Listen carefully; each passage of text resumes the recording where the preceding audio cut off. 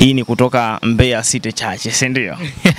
Na naifahamu Mbeya City Church. Na Mbeya City Church na papata na ndo sehemu yangu mimi ninayoabudia, na mpaka kunifuata hapa kazini ni nguvu ya Mbeya City Church kwa Pastor Richard Yanga. Tunashukuru sana, ni namna fulani ambayo ni ya pekee sana, ni kitu ambacho kimefanyika kama ushuhuda katika maisha yangu, ni kitu ambacho siwezi nikakisahau, hasa Pastor kuruhusu kama hivi vijana na yeye mwenyewe aonekane kabisa huyu bwana aonekane kwenye kamera kabisa, mwenyewe kuja moja kwa moja mpaka hapa, ni kitu ambacho ni jambo la ushuhuda, na ni jambo ambalo ni upendo wa pekee sana, ni upendo wa pekee sana.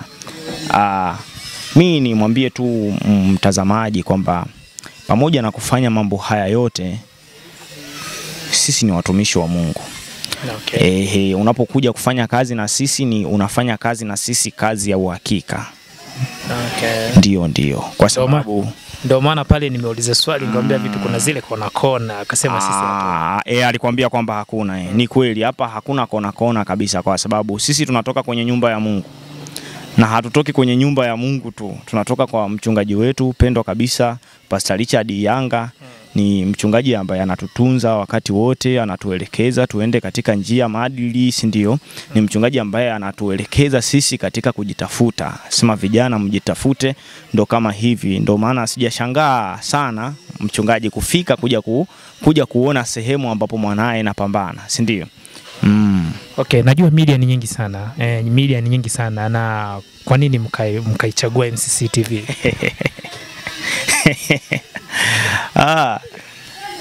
Maswali yako kidogo muda mwingine anakuwa ni magumu, kwa sababu ni kama maswali ya ugomvi vile. Ila mimi naweza kueleza tu hii situation katika namna moja, kwamba kwa nini tumechagua MCC TV.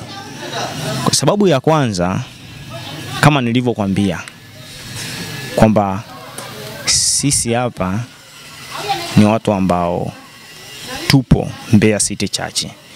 Ni TV ambayo imekuwa na ni rahisi sana kuifikia kwetu sisi, tofauti na TV zingine. Lakini pia kwa ule ushirikiano wa Mbeya City Church pamoja na sisi waumini wake, imekuwa inafanya vitu ambavyo kwetu vina matokeo chanya sana. Kwa namna moja au nyingine lazima tutakaa Mbeya City Church na tutumie vitu ndani ya Mbeya City Church. Yes, mtazamaji, nadhani wamezungumza mambo mengi sana.